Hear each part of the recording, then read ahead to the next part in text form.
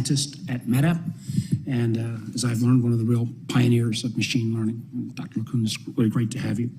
Dr. Benjamin Jensen, who is the senior fellow at the Center for Strategic and International Studies and a professor at the Marine Corps University School of Advanced Warfighting. Welcome, Dr. Jensen.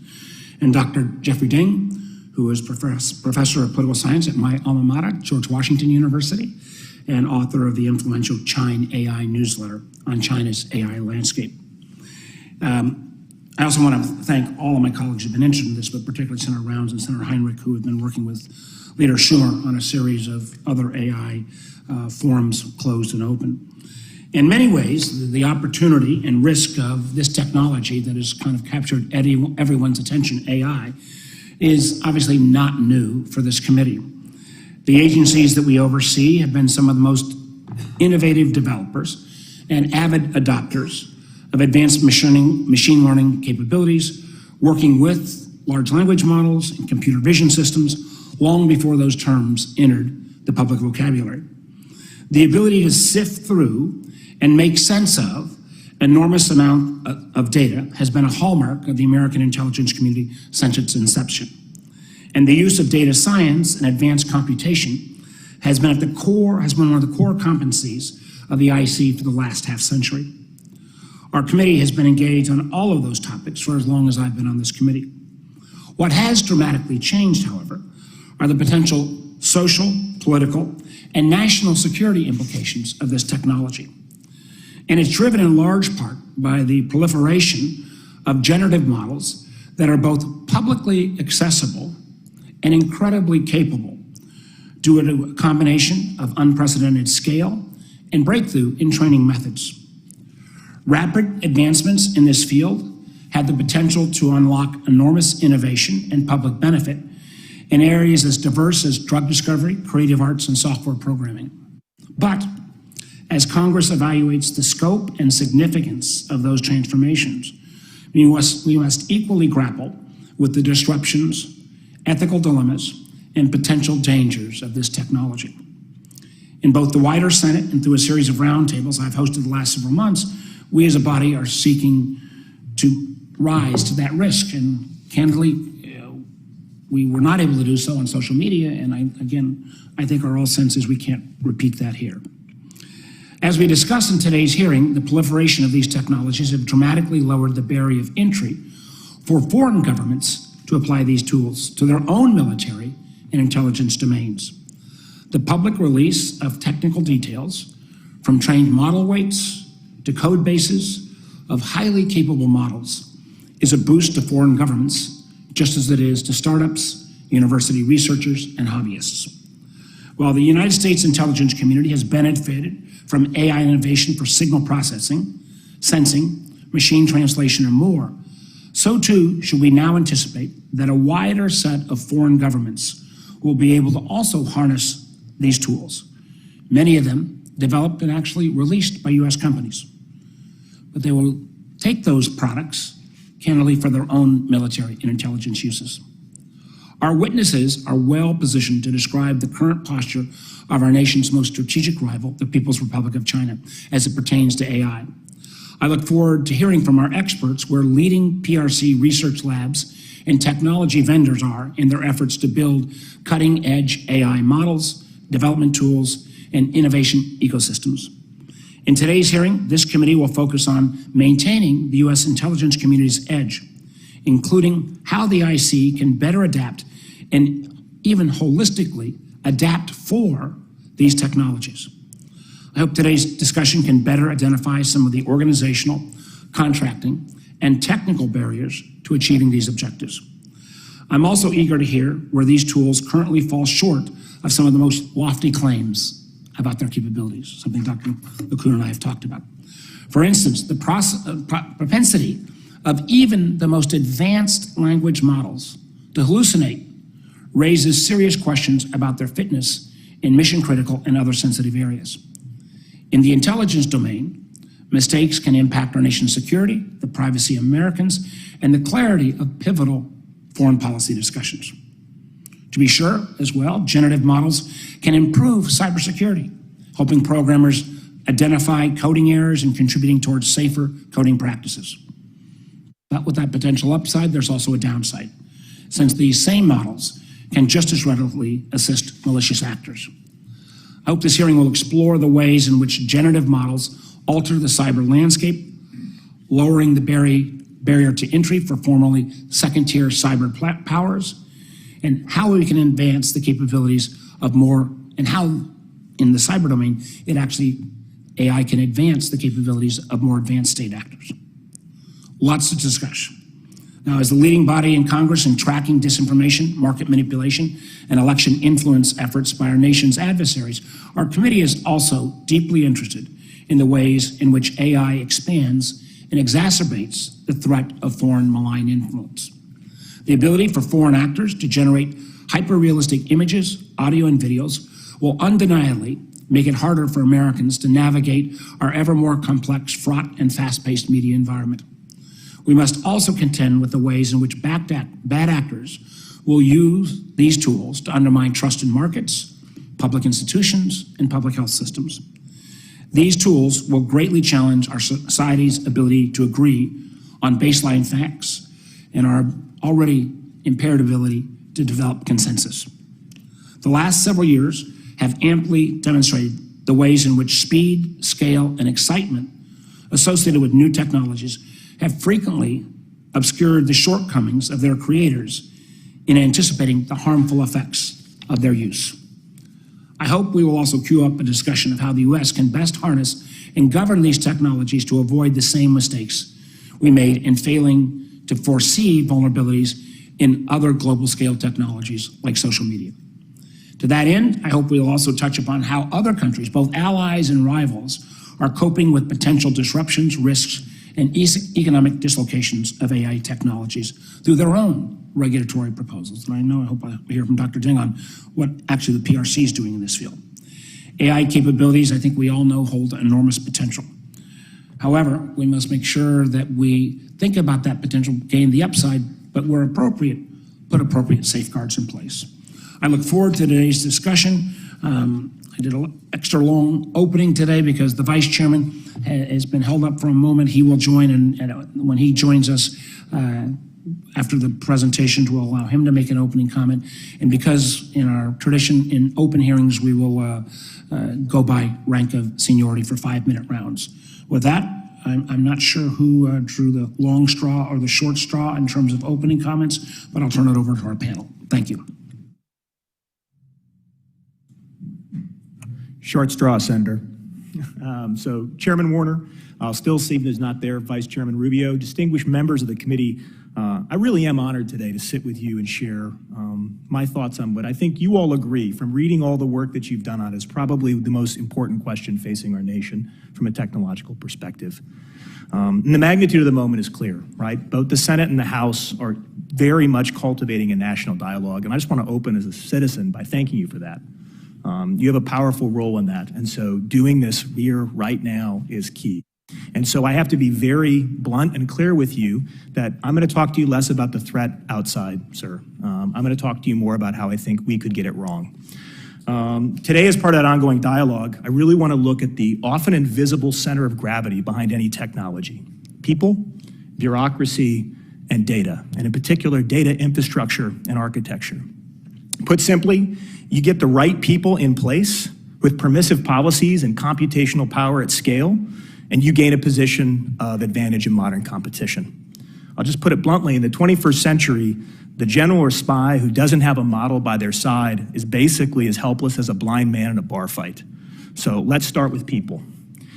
Imagine a future analyst working alongside a generative AI model to monitor enemy cyber capabilities. The model shows the analyst signs of new adversary malware in targeting U.S. critical infrastructure. The analyst disagrees. The challenge we have is today our analysts can't explain why they disagree because they haven't been trained in basic data science and statistics. They don't know how to balance causal inference and decades of thinking about human judgment and intuition. And sadly, I'll be honest, our modern analytical tradecraft and even something close to me, professional military education, tends to focus on discrete case studies more than statistical patterns or trend analysis. In other words, if we unleash a new suite of machine learning capabilities without the requisite workforce to understand how to use them, we're throwing good money after bad. And we really have to be careful about this. I can't stress this enough. If you don't actually make sure that people understand how to use the technology, it's just a magic box. Let's turn to the bureaucracy. Now I want you to imagine the Cuban Missile Crisis would look like in 2030.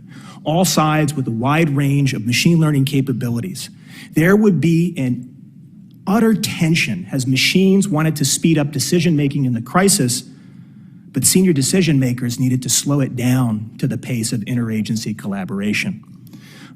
Even worse, you would be overwhelmed by deep fakes and computational propaganda pressuring you as elected officials and any senior leader to act. And pressure to act at a moment of crisis doesn't necessarily lead for sound decision making. Unfortunately, neither our modern national security enterprise nor the bureaucracy surrounding government innovation experimentation are ready for this world. If the analyst and military planner struggles to understand prediction, inference, and judgment through algorithms, the challenge is even more acute with senior decision makers. At this level, most international relations and diplomatic history tells us that the essence of decision is as much emotion, flawed analogies, and bias as it is rational interests. What happens when irrational humans collide with rational algorithms during a crisis? Confusion could easily eclipse certainty, unleashing escalation and chaos. There are even larger challenges associated with creating a bureaucracy capable of adapting algorithms during a crisis. Because of complexity and uncertainty, all models require a constant stream of data to the moment at hand. Not just the moment of the past, but crises are different than necessarily what preceded them. Unfortunately, slow adapters will succumb to quick deaths on that future battlefield.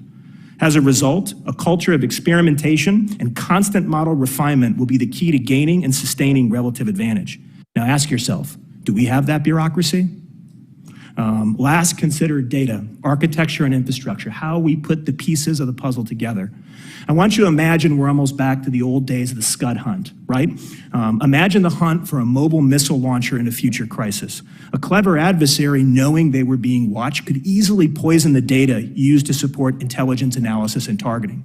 They could trick every computer model into thinking a school bus was a missile launcher, causing decision makers to quickly lose confidence in otherwise accurate data. Even when you were right 99% of the time, the consequences of being wrong once are still adding unique human elements to crisis decision-making. Artificial intelligence and machine learning, therefore, are only as powerful as the underlying data.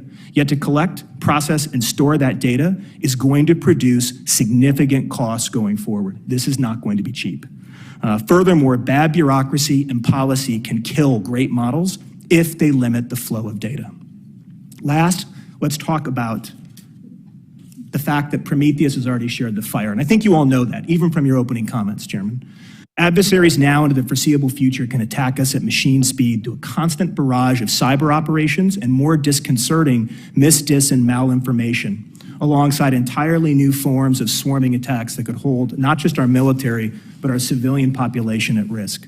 Unless the United States is able to get the right mix of people, bureaucratic reform, and data infrastructure in place, those attacks could test the very foundation of our republic. Now, I'm an optimist, so I'm going to be honest with you. I'm confident the United States can get it right. In fact, the future is ours to lose. Authoritarian regimes are subject to contradictions that make them rigid, brittle, and closed to new information. Look no further than regulations about adherence to socialist thought in data sets. These regimes are afraid to have the type of open, honest dialogue this committee is promoting, and that fear is our opportunity. Thank you for the opportunity to testify.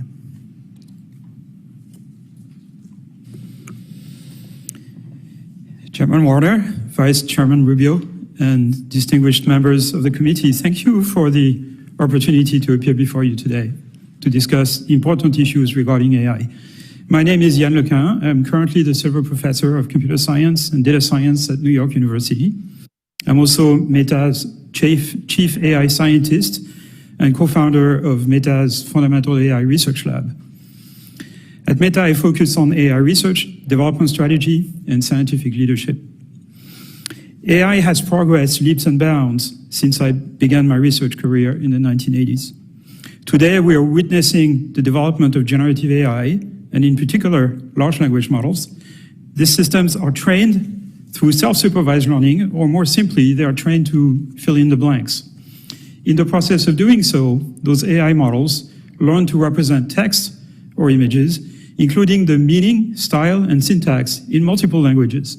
The internal representation can then be applied to downstream tasks, such as translation, topic classification, etc.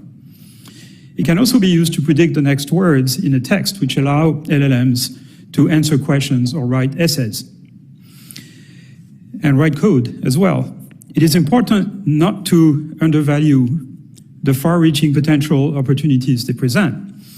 The development of AI is as foundational as the creation of the microprocessor, the personal computer, the internet, and the mobile device. Like all foundational technologies, there will be a multitude of uses of AI, and like every technology, AI will be used by people for good and bad ends. As AI systems continue to develop, I'd like to highlight two defining issues. The first one is safety, and the second one is access.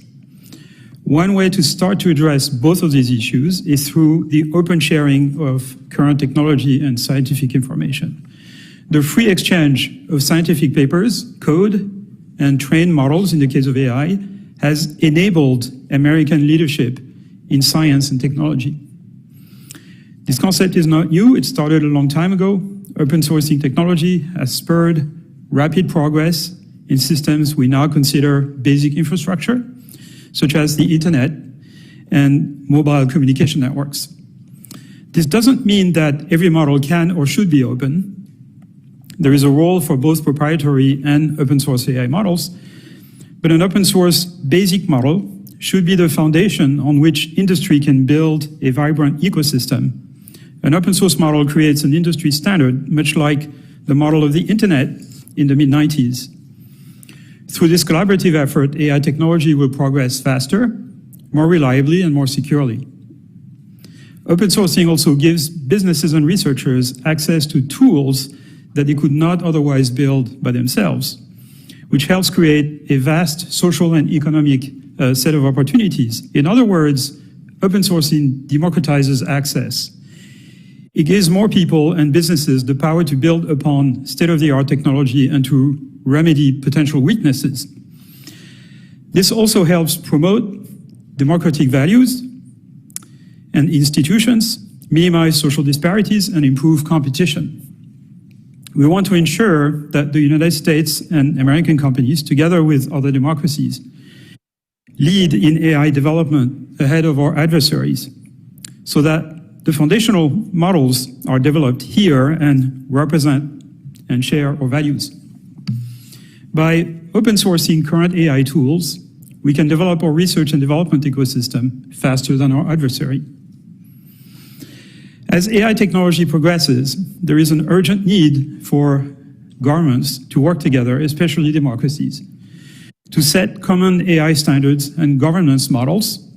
This is another valuable area where we welcome working with regulators to set appropriate transparency requirements, red teaming standards, and safety mitigations to help ensure those codes of practice, standards, and guardrails are consistent across the world. The White House's voluntary commitment are a critical step in ensuring responsible guardrails, and they create a model for other governments to follow.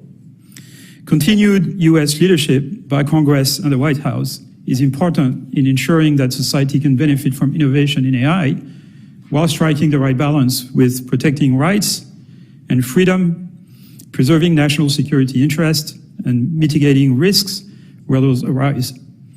I'd like to close by thanking Chairman Warner, Vice Chairman Rubio, and the other members of the committee for your leadership. At the end of the day, our job is to work collaboratively with you, with Congress, with other nations, and with other companies in order to drive innovation and progress in a manner that is safe and secure and consistent with our national security interests. Thank you. I look forward to your questions.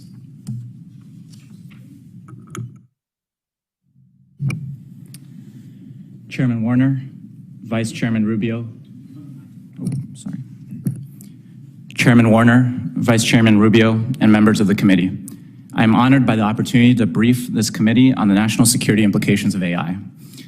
In all honesty, I also have a selfish reason for attending today. I teach political science at GW, and my students all really look up to the committee members in this room and also all the staff who are working behind the scenes to put this hearing together.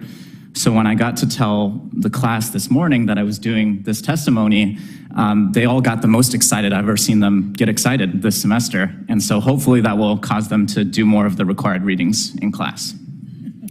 In all seriousness, I have great students and I'm very grateful to be here. Today in my opening remarks, I want to make 3 main points from my written testimony. The first is, when it comes to the national security of implications of AI, the main driver and the main vector is which country will be able to sustain productivity growth at higher levels than their rivals. And for this vector, the distinction between innovation capacity and diffusion capacity is central to thinking about technological leadership in AI. Today, when various groups, whether that be experts, policymakers, the intelligence community, when they try to assess technological leadership, they are overly preoccupied with innovation capacity. Which state is going to be the first to generate new-to-the-world breakthroughs? The first to generate that next leap in large language models. They neglect diffusion capacity, a state's ability to spread and adopt innovations after their initial introduction across productive processes. And that process of diffusion throughout the entire economy is really important for technologies like AI. If we were talking about a sector like automobiles or even a sector like clean energy, we might not be talking as much about the effects of spreading technologies across all different productive processes throughout the entire economy. AI is a general purpose technology, like electricity, like the computer, like my fellow panelist just mentioned in his testimony. And general purpose technologies historically precede waves of productivity growth because they can have pervasive effects throughout the entire economy.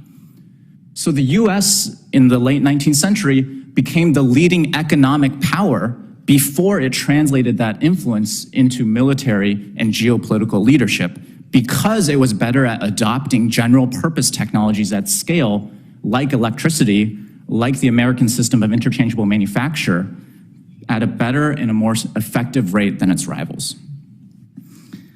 Point number 2 is, when we assess China's technological leadership and use this framework of innovation capacity versus diffusion capacity, my research finds that China faces a diffusion deficit. Its ability to diffuse innovations like AI across the entire economy lags far behind its ability to pioneer initial innovations or make fundamental breakthroughs. And so when you've heard from other people in the past or in the briefing memos you are reading, you are probably getting a lot of innovation-centric indicators of China's scientific and technological prowess. Its advances in R&D spending, headline numbers on patents and publications. In my research, I presented evidence about China's diffusion deficit by looking at how is China actually adopting other information and communications technologies at scale? What are its adoption rates in cloud computing, industrial software, related technologies that would all be in a similar category to AI? And those rates lag far behind the US. Another indicator would be, how is China's ability to widen the pool of average AI engineers? I'm not talking about Nobel Prize of computing winners like my fellow panelists here, but just average AI engineers who can take existing models and adapt them in particular sectors or industries or specific applications. And based on my data, China has only 29 universities that meet a baseline quality metric for AI engineering, whereas the US has 159. So there's a large gap in terms of China's diffusion capacity compared to its innovation capacity in AI. I'll close with the third point, which is some recent trends in Chinese labs' large language models. China has built large language models similar to OpenAI's ChatGPT, as well as OpenAI's text-to-image models like DALL-E. But there's still a large gap in terms of Chinese performance on these models. And in fact, on benchmarks and leaderboards where US models are compared to Chinese models on Chinese language prompts. Models like ChatGPT still perform better than Chinese counterparts. Some of these bottlenecks relate to a reliance on Western companies to open up new paradigms, China's censorship regime, which Dr. Jensen talked about, and computing power bottlenecks, which I'm happy to expand on further. I'll close by saying I submitted 3 specific policy recommendations to the committee, but I want to emphasize one, which is keep calm and avoid overhyping China's AI capabilities. In the paper that forms the basis for this testimony, I called attention to a 1969 CIA assessment of the Soviet Union's technological capabilities. It was remarkable because it went against the dominant narrative of the time of a Soviet Union close to overtaking the US in technological leadership. The report concluded that the technological gap was actually widening between the US as the leader and the Soviet Union because of the US's superior mechanisms to spread technologies and diffuse technologies. 50 years later, we know why this assessment was right, and we know we have to focus on diffusion capacity when it comes to scientific and technological leadership. Thanks for your time. Thank you all very much, gentlemen. I'm going to ask Vice Chairman Rubio to make any opening comments he wants, then we'll go to a question round. And I'll be brief, and I apologize. I was wrapped up in a call that started late and ended late. So I'll be very brief. This whole issue is fascinating to me because the story of humanity is the story of technological advances from the very beginning in every civilization and culture. And there's positives in every technological advance, and there's negatives that come embedded in it. And generally, technological advances have, for the most part, what they've allowed is human beings to do what humans do, but faster, more efficiently, more productively, more accurately. In essence, technology and technological advances has in essence allowed humans to be better at what humans do. I think what scares people about this technology is the belief that it not simply holds the promise of making us better, but the threat of potentially replacing the human, being able to do what humans do without the human. And that is the part that I think, particularly when we get into the depth. I think one of the things that's interesting is we've been interacting with AI, or at least models of AI and applications of it in ways we don't fully understand, whether it's estimating how long it's going to take from point A to point B, which is the fastest route based on their predicted traffic patterns at that time of day, to every time you say Alexa or Siri. All of these are somewhat built into learning models. But now we get into the application of machine learning, where you're basically taking data and you're now issuing recommendations and based on and of a predictive nature. So that's sort of what we understand now. But then the deeper learning that actually seeks to mimic the way the human brain works. Not only can it take in things beyond text to like images, but in essence learn from itself and continue to take on a life of its own. All of that is happening, and frankly, I don't know how we hold it back. So really the 3 fundamental questions that we have from the perspective of national security is, first and foremost, which I think this is a broader topic that involves national security, but beyond national security, is how do you regulate a technology that is transnational, that knows no borders, and that we don't have a monopoly on? We may have a lead on it, but some of the applications of AI are going to be pretty common, and for purposes of what some nefarious actor might use in some of its applications as well.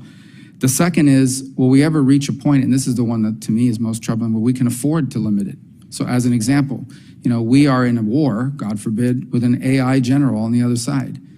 How can we afford to limit ourselves in a way that keeps pace with the speed and potentially the accuracy of the decision-making of a machine on that end and our limits on ours? I mean, I fear, and the same is true in the business world. When we get AI CEOs making decisions about where companies invest, there comes a point where you start asking yourself, can we afford to limit ourselves despite the downside of some of this? It's something we haven't thought through, and one that I don't think I think you've addressed a lot, or are going to be addressing a lot of the national security implications, but here's the one that I think is related to national security. We have seen that globalization and automation has been deeply disruptive to societies and cultures all over the world. We have seen what that means in displacing people from work and what it does to society and the resentments it creates. I think this has the potential to do that by times infinity. In essence, how disruptive this will be, the industries that it will fundamentally change, the jobs it will destroy and perhaps replace, with different jobs, but the displacement it could create. And that has national security implications and what happens in the rest of the world and in some of the geopolitical trends that we see. So, and I think it has the threat of reaching professions that up to this point have been either insulated or protected from technological advances because their education level. And so, again, not a national security matter, but look at the strike in Hollywood.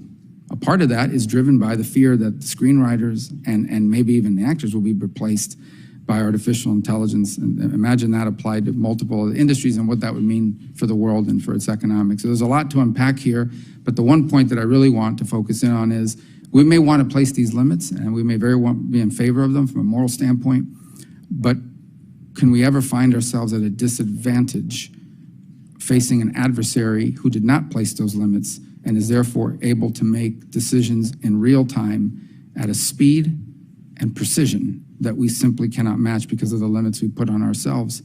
That may still be the right thing to do, but I do worry about those implications. All right, thank you. Well, thank you, Marco. I think, again, we are all trying to grapple with this in a variety of ways. I remember a year and a half ago as I was trying to get self-educated a bit and thought at first, well, should we even find a definition? I thought, no, not worth that. Last week, we had 22, and it was really kind of the who's who from all the tech side and a variety of figures from civil society. We're a year and a half later, and no one still started with a definition of what the terms we're even using. And yet we've seen, I would argue, I think about most things I spend time on, there's some linear progression I feel in terms of the amount of time versus the amount I've learned. In this topic area, the amount of time I get sometimes more confounded.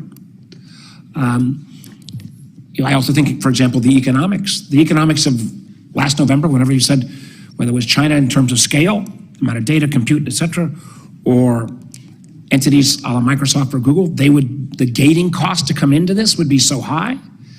Yeah, we had the director of the OSTP recently say, potentially because of release of things like Llama, that you can now get in on a variation of a large language model for pennies on the dollar. So this is so moving so quickly. And Dr. LeCun, I'm going to start with you. And I warned you, I was going to come at you on this. I worry a little bit when we talk about democratizing access.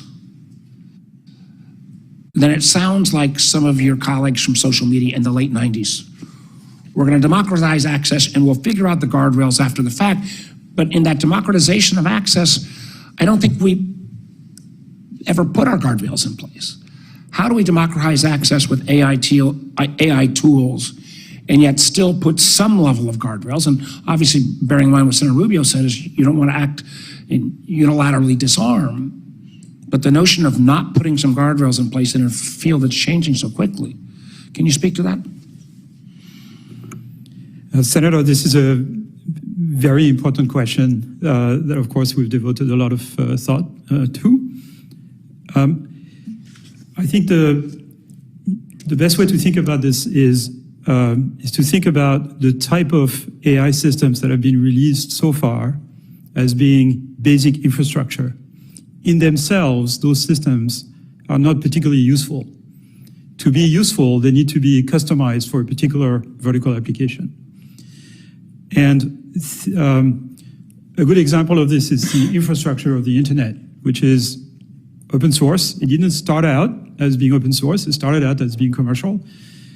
And then the open source platforms won because they are more secure, easier to customize, safer. There's all kinds of advantages. AI is going to become a common platform. And because it's a common platform, it needs to be open source if you want it to be a platform on top of which a whole ecosystem can be built. And the reason why we need to work in that mode is that this is the best way to make progress as fast as we can. I really like the argument of Professor Ding about the fact that in the US, we're extremely good at seizing the opportunity when a new innovation comes in or a new scientific advance. It diffuses very quickly into the local industry. This is why Silicon Valley is Silicon Valley. It's geographically concentrated because information flows very, very quickly. Other countries that are somewhat isolated ecosystems intellectually do not have the same kind of effect. And so it favors us to have open platform. I would respectfully say, I think the two most immediate potential harms with AI tools that have already been released is the ability for massive undermining of trust in our elections and massive undermining of trust in our public markets. Come back to that later. Dr. Ding, one of the things you said, and I think you're accurate about the fact that the PRC as a state has not done a good job of diffusing technological innovation. But I got to believe if we do open source there are geopolitical harms, and there is the ability for the PRC, at least its intel and military, to gain this knowledge from things that are released into the wild. Can you speak to that?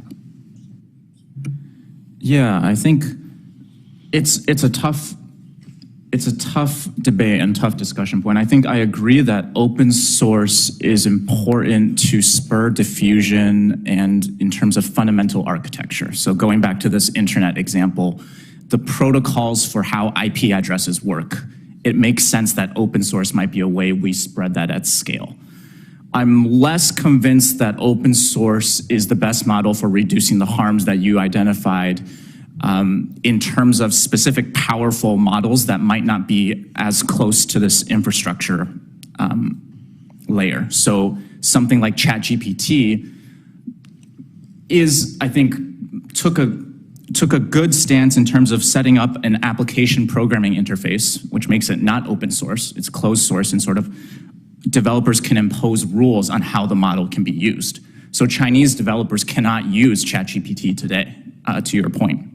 And so I think this provides a balance in terms of the research community can still play around with the model by using the API system, but OpenAI and potentially government actors can use this API to implement rules to govern how these models are used by potentially malicious actors. Let me get one question quickly to Dr. Jensen, because the notion that scale was going to be the determinant factor seemed to be the argument that most large language models launched from November till about May, and then it switched. If scale is not the largest determinant of who will be most successful, what will be the determinant? The people. So you're worried about the guardrails. I'm not even sure you have the railroad engineers to get the train out the station. And what I mean by that is you're going to have hard decisions first, like you're seeing, of what data is open and closed, because you're right. If you want an innovative ecosystem, the exchange of ideas, we're built on that as a nation. Obviously, not all ideas are meant to be shared. Even George Washington had secrets. So what do you hide in terms of data will become really important, and how do you aggressively corrupt your adversary's data through poisoning it as well? A digital terracotta army to confuse them. And scale will matter because the larger amounts of data inputs you have, the more likely you are to be able to detect adversary manipulation or those markets that we should worry about. And to do that, it's not just the data infrastructure. Again, you have to have the people who know what they're doing. And I work with these folks. I mean, I've served in uniform for 20 years. I teach warriors, and I watch them when we tinker with this in the classroom. And honestly, some part of me goes back to classical reasoning. You want to really teach someone how to work with a large language model? Make them think like Socrates. Learn how to ask questions anew. Otherwise, it'll just be confirmation bias. You made them to understand how a sequential prediction, that a large language model is just basically predicting how they're going to finish their sentence. There's no magic there. And so it's not just the scale of the data, as you point out, sir, it's how do we actually educate that workforce so that we can outcycle any adversary. Thank you. I'm going to Senator Rubio, and again, I remind my colleagues in our open hearings, we go by seniority. And I understand the talk, we want to talk about sort of the commercial and broader scientific applications of this. It'd be great to be, the world leader, industry standard, top of the line. But for purposes of this committee, how it would be used as a nation state, what I think it's important to sort of reiterate is you don't need the state of the art for it to be adopted internally for your decision making. Every conflict in human history has involved an analysis. At some point, someone who started the war made an analysis based on their data that was in their brain, their understanding of history, their beliefs, their preconceived notions and the like, that they could be successful and that this was really important, and now wasn't the time to do it. And that's the part that worries me the most, particularly when it comes to how it applies to authoritarian regimes. And here's why. At least in our system, for the most part, we encourage people to come forward and, as policymakers, make an analysis and give us accurate information, even if it may not be the one we want to hear. In authoritarian systems, you usually get promoted and rewarded for telling leaders what they want to hear and not for reporting bad news and the like. And so I don't know if anyone can answer this question, but I wanted to pose it to you. Isn't one of the real risks as we move forward that some nation with some existing capabilities will conduct analysis on the basis of their version of AI, which will be flawed to some extent by some of the data sets, and those data sets and the analytic functions, they reach the conclusion that this is the moment to take this step against this. Now is the time to invade, now is the time to move, because our system is telling us that now is the time to do it. And that system may be wrong. It may be based on flawed data. It may be based on data that people fed in there on purpose, because that's the data that their analysts are generating. That's the part that I worry about, because even if it's not the top of the line or the state-of-the-art data, it will be what influences their decision-making and could very well lead to 21st century conflicts, started not by simply a human mind, but how a human mind used technology to reach a conclusion that ends up being deeply destructive. Is that a real risk, is the question. I'm happy to talk about war anytime, Senator. I think you're hitting on a fundamental of human history, as you're saying, right? Every leader, usually not alone as part of a small group, is calculating risk at any moment. And having models incorrectly or correctly add to their judgment about that is a real concern. There'll be windows of vulnerability and the possibility of inadvertent escalation that could make even the early Cold War look more secure than it actually was.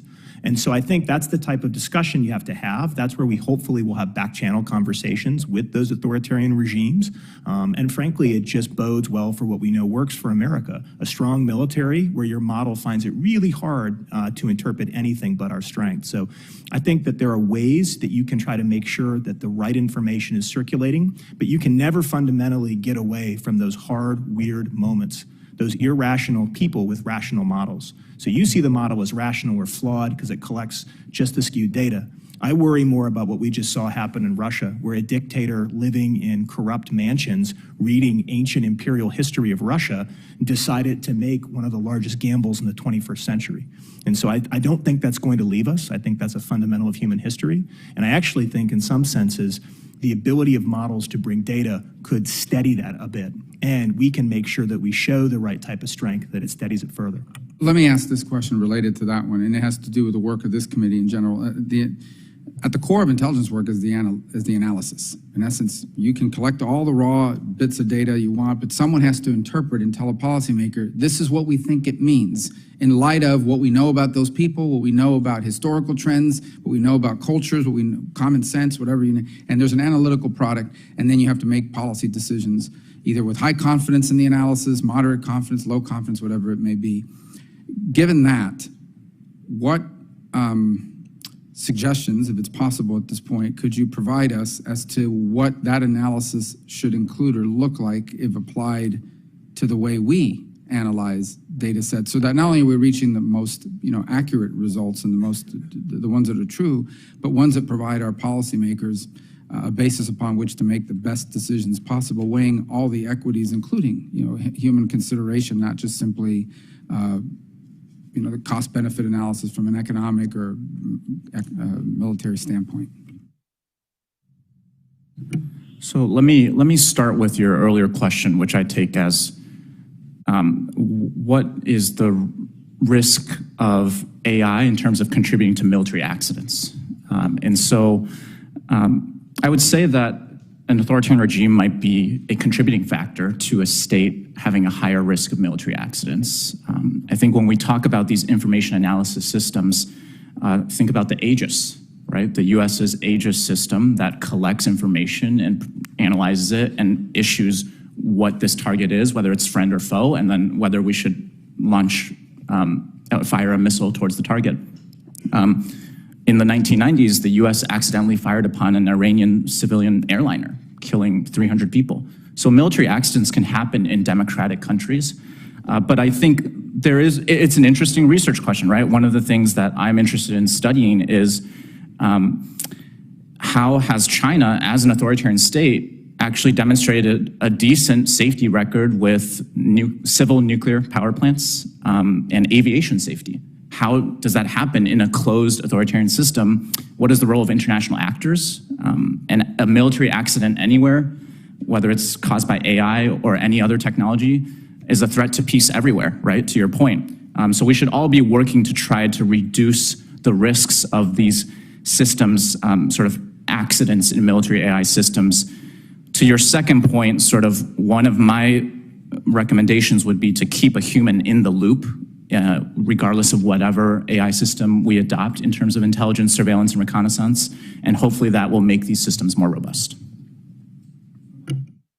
Thank you, Mr. Chairman. Let me start with you, Dr. LeCun. I have proposed the Algorithm Accountability Act that would require that companies test their AI for harmful bias, such as biases that can affect where you buy a house or what health care you have access to. Now, reviewing your testimony, Dr. LeCun, you stress commitment to privacy, transparency, and mitigating bias, all important values. It's important to me also that there not be an uneven playing field that advantages the companies cutting corners over companies that do the right thing. Could your company support this legislation? Senator, this is a very important question. I really thank you for raising this point. I'm not familiar with the details of the legislation in question. Certainly, in the basic principles, they align with my personal thinking and those of Meta. And I'll be happy to put you in touch with the relevant people within the company who take care of legislation. Hearing you agree with the principles is a good way to start. We'll follow up. Now, the use of AI by the U.S. intelligence community raises many issues, starting with accountability. Now, if AI is going to inform the intelligence community's surveillance decisions, one question I would have is if an American is spied on in violation of the law, who is responsible? Senator, but again, this goes very much outside of my expertise, not being a lawyer or legislator.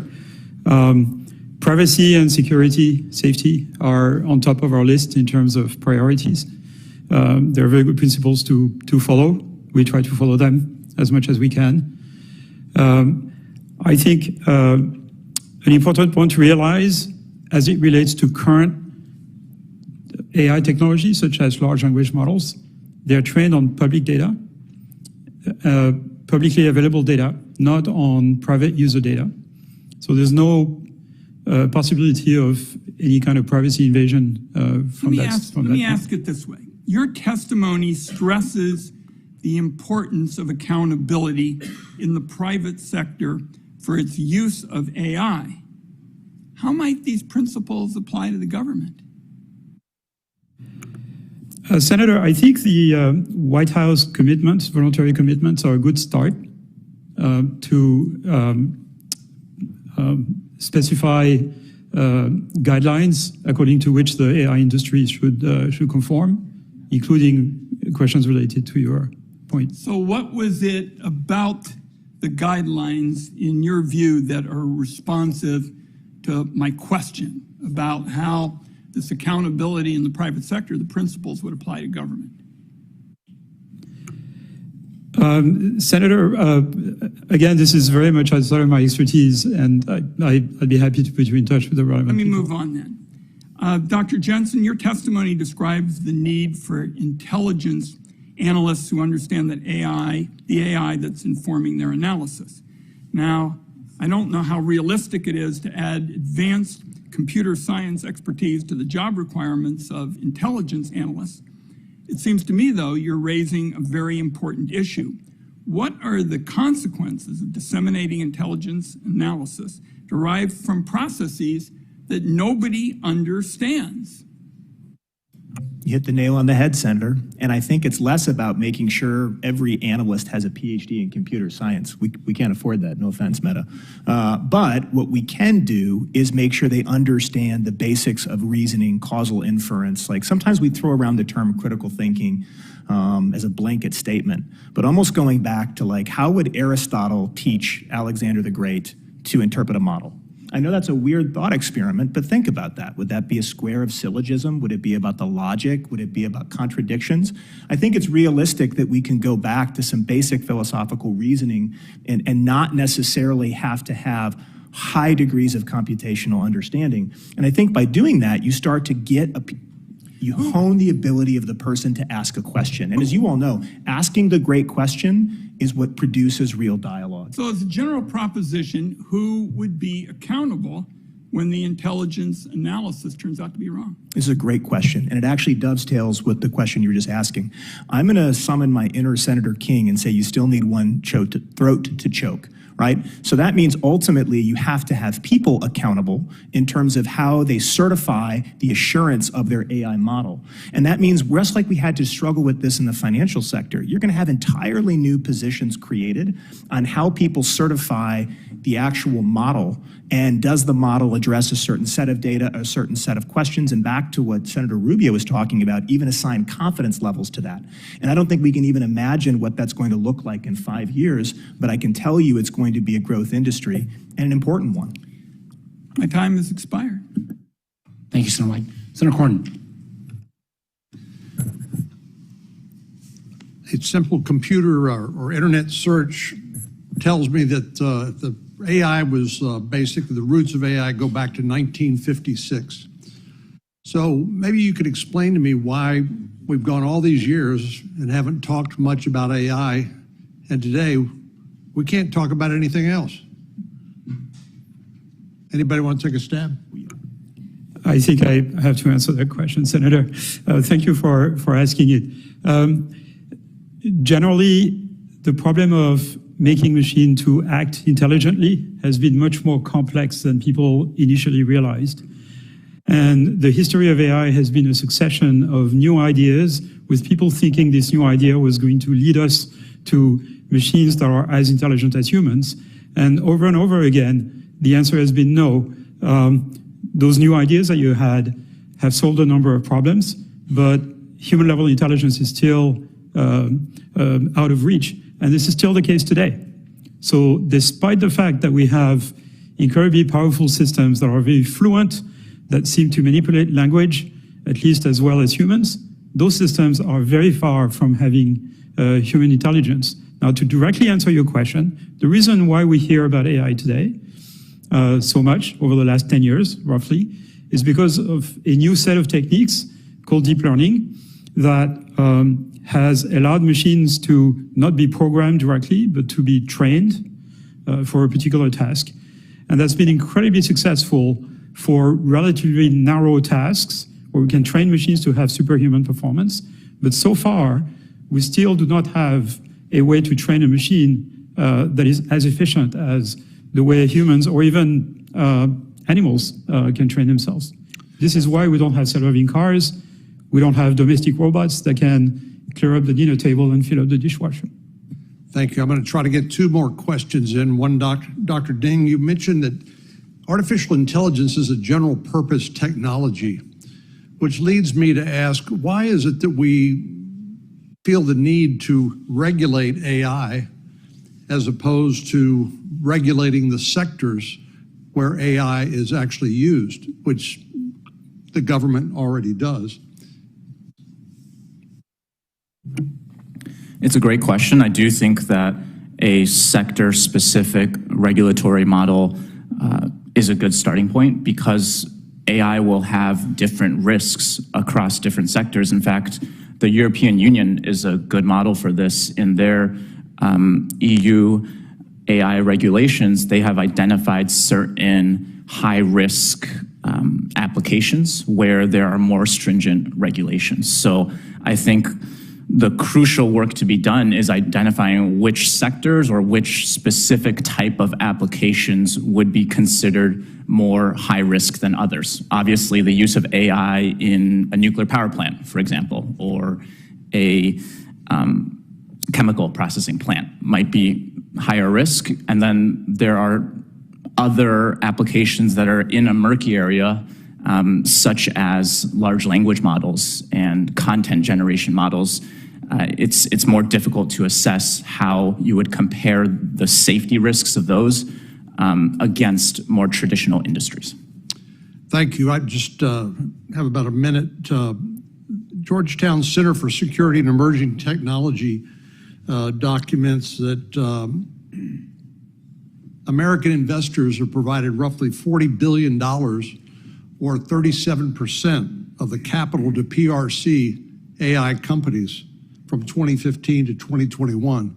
This has been an area of emerging concerns, subject of an executive order by the administration. Senator Casey and I have in the Defense Authorization Bill an outbound investment transparency bill, because it occurs to us that we are helping to finance our chief competitor globally, the PRC. So can you, maybe I'll stick with you, Dr. Ding, could you speak to the how effective those export controls, the outbound transparency issues, how are we doing in terms of slowing down our principal competitor and while we try to run faster? It's a great question. I think, first of all, the transparency measures are a good starting point, because we need to have a better sense of how much outbound investment is going to China, what's the nature of that outbound investment, and what are the national security risks of that investment. I think oftentimes we think anything that helps China is going to hurt the US when it comes to this space. I think it's an interesting question, right?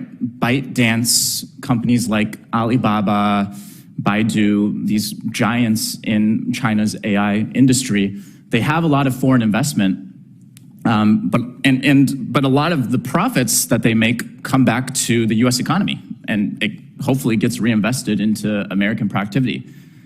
So I think it's a more difficult question than just any investment in China's AI sector means it's harmful to US national security.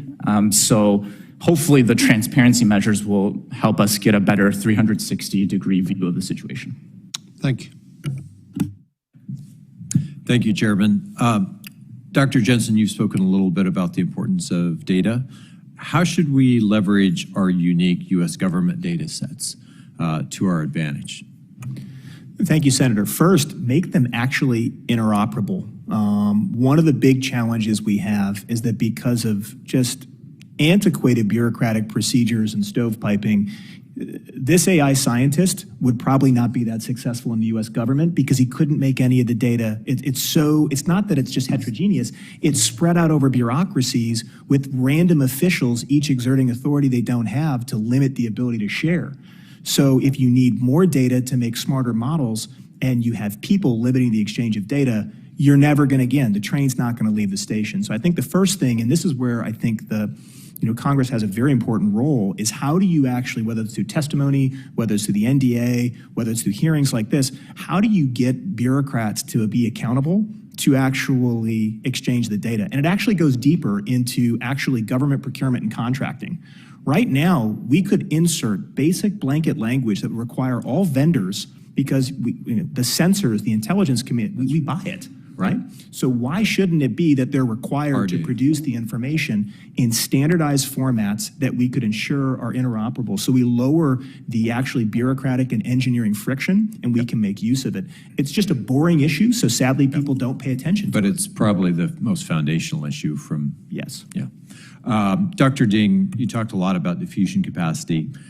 Are there any things that you consider threats to our diffusion capacity that we should be concerned with? Yeah, I would say the main things to improve in terms of the U.S.'s diffusion capacity is investing more in the STEM workforce, in terms of not just attracting or building up the best and the brightest, but widening the base of average engineers in software engineering or artificial intelligence. The US government has some proposals on that, and the CHIPS and Science Act made some steps in that direction, but I would say we have overly weighted towards investing in R&D as sort of like the end-all be-all of science and technology policy, and a more diffusion-oriented policy would look at things like broadening the workforce, investing in applied technology services, centers and dedicated field services. There's different voucher schemes that can encourage the adoption of AI techniques by small businesses as well. So all of those things would help resolve some gaps in our diffusion capacity. Very helpful. Dr. Jensen, the current DoD directive governing lethal autonomous weapon systems appears, from my read, to permit the potential development, even deployment of fully autonomous systems, not just in the defensive, that can select and engage targets, that could select or engage targets without a human in the loop. Talk to me about what are the risks there, how we should be further developing that policy, especially with regard to potential escalation. Sure. Great question, Senator. I think the real issue here is not whether or not you should do it. That it's here, right? It's how, again, you get the assurance in the model and why you have to constantly train and experiment to understand those edge cases. I think is where also Senator Rubio is getting. Where is there that moment of high escalation risk that's actually irrational in the grand scheme of things, but it makes perfect statistical sense at the moment? You won't find those weird cases until you do large-scale wargaming and constant experimentation. And that's not just fine-tuning the model. This is where I think we get it wrong. We think it's like, well, I'm just going to calibrate the model. I'm going to fine-tune the model. No, it's fine-tuning the men and women who will use the model to make some of the most difficult decisions about taking life. Because eventually there's still someone flipping that switch, right? And so we need to make sure that those people, those men and women in uniform, and the elected officials granting them the ability to use lethal force have actually done tabletop exercises and experiments where they've thought through this. Don't let your first moment of unleashing your robotic swarm be the first time you thought about it. And that's going to require a larger national security dialogue and even, tabletop exercises that help them see those moments. Dr. LeCun, last question. Before systems get released into the wild, as it were, there are a lot of ethical and other questions that need to be asked. Do you think that Meta's AI and trust safety team, or for that matter, the team for any AI developer, have the capability to really understand what the potential risks and benefits are before, to be able to know whether or not making a system, putting it into the wild or making it open is a good idea? Senator, thank you for your question.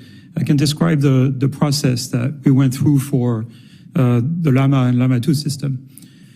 So first of all, the Llama system was not made open source. There's two parts to an open source package. There is the code, and the code, frankly, is very simple and not particularly innovative. What is interesting for the community to release is the trained model, the weights. This is what's expensive. This is what only large companies can do at the moment. And we released it in a way that did not authorize commercial use. We kind of vetted the people who could download the model. It was reserved for researchers and academics. This was a way for us to test what the system could be used for. Of course, there was a long history of 3 years of open source LLMs that were available before, and the harm had not materialized so far. So there was a history we could base ourselves on. For Llama 2, we had a very thorough process. First, the data set was curated in such a way that the most sort of controversial toxic content was eliminated from it so that we would get a high quality model. Second, there was a lot of red teaming, and so people would basically try to break the system and get it to produce dangerous toxic content. Thousands of hours were spent doing this by a group that is independent from the group that actually designed and trained the system. We have an entire group called Responsible AI, whose responsibility, among others, is to do this kind of thing. And then we distributed in a limited way the model to white hat hackers at the DEF CON conference, for example. So a slightly bigger community of people are really expert at trying to kind of break systems of this type. And got some assurance that those systems were good. We fine-tuned them so that whatever was bad was fixed. And then we instituted a bug bounty policy so that there would be an incentive for people who find weaknesses in our system to tell us.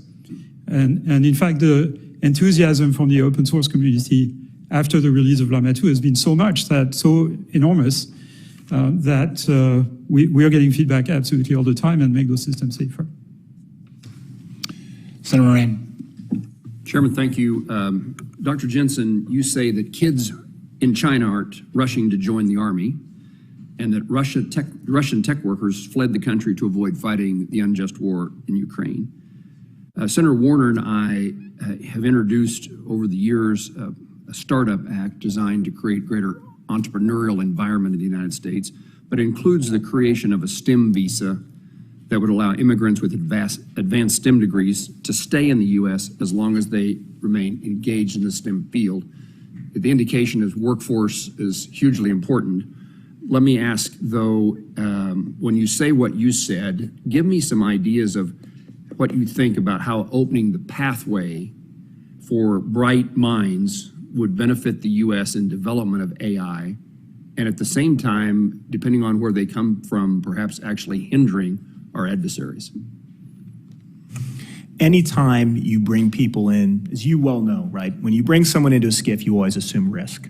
So the question becomes is what procedures do you put in place to analyze the risk versus the trade-off of exchanging that information and honing someone's ability to make a time-sensitive decision? I tend to view immigration, especially with people with high STEM backgrounds, as an outstanding American tradition. And don't just give us you're tired and you're poor and you're sick. Give us your brilliant people who want to come here and make the world a better place. Now, how we integrate them into national service, I think, is a really extension to what you're talking about. How do we make them see that we're a country that believes in service? And it believes that service from the local to the national level and encouraging that. Now, does that mean everyone who maybe has a cousin in the PLA gets a top secret clearance? No, but there's still a lot of ways people can serve, whether in uniform or whether in the government or our society writ large. And frankly, the smarter people we have to look at this critical moment in history, bring them. Thank you. Dr. LeCun, I think I'll address this to you. I'm the lead Republican on a subcommittee that appropriates money for the Department of Commerce, Justice, and Science.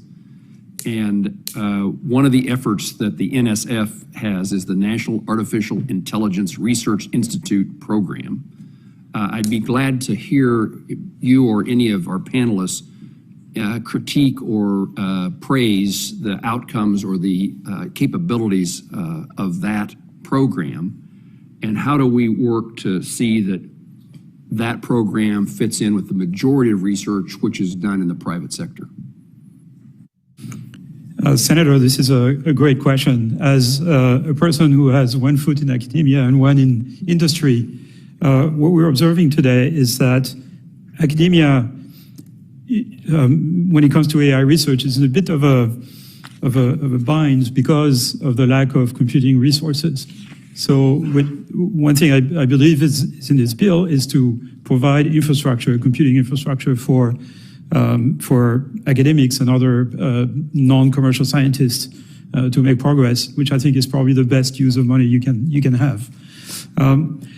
Another one would possibly be favoring the free exchange of information and idea to basically improve the diffusion process between industry and academia. In some countries, some European countries, there are programs that allow PhD students to have residency in industry, not just an internship, but spend a significant amount of time, like 2 or 3 years, during their PhD. And we actually at Meta, we've established programs of this type with bilateral agreements with various universities across the US because it was so successful in Europe that we tried to translate it here. If there was some help from the government for this, that would be absolutely wonderful. Last thing is access to data. So this is something that Dr. Jensen mentioned in a different context, but certainly research in healthcare, for example, in medicine, could be greatly improved if researchers had better access to data, which is currently mostly kept private for various reasons, complicated legal reasons, that perhaps Congress could help resolve. Thank you. I'm going to try to get one more question in. Tell me about how custom AI models off the shelf, how do they fit together? How can the government best combine commercial, off the shelf, and custom AI technologies to ensure that government is fully leveraging AI capabilities, particularly in the intelligence community?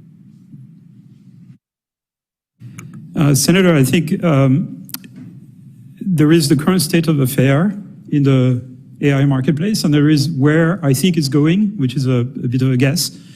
And where I think it's going is that it's going to be a little bit like the internet, in the sense that there's going to be common platforms that are essentially open source, produced by companies like Meta and others, possibly, with contributions from academia, etc. On top of those platforms, commercial products would be produced, which may not necessarily be open source. They may be commercial in various ways, and they will be customized, fine-tuned for particular applications, whether it is in government, in education, in industry, manufacturing, services, entertainment, you name it. So that's, I think, the model of the future. This is the type of model we're observing today in various domains in software, certainly on the internet. That's where I think it's going. Thank you. Thank you all. And now to the author of the choke theory, as Dr. Jensen indicated, Senator King. Well, Mr. Chairman, in a couple of minutes ago, I went to ChatGPT and asked them to write a poem about the Senate Intelligence Committee in the style of Dr. Seuss. I want to share it with you. In a chamber up high beneath the Capitol's dome, this was written in about 4 seconds. I timed it, 4 seconds. In a chamber up high beneath the Capitol's dome, there's a committee that seeks knowledge. They call it their home. The Senate Intelligence, wise as an owl in the pursuit of truth, they go the extra mile. With hearings and briefings, they gather the facts, no secrets too deep, no hidden contracts. They investigate, inquire, and they never back down in their quest for transparency throughout the town. They question the spies, they question the chiefs. To uncover the truth, they provide us relief. In a world full of secrets where lies often play, the Senate Intelligence lights up the way. They protect our nation, our values they hold, with their wisdom and courage, stories untold. So here's to the Senate Intelligence, steadfast and true. In the style of Dr. Seuss, we salute you. 4 seconds.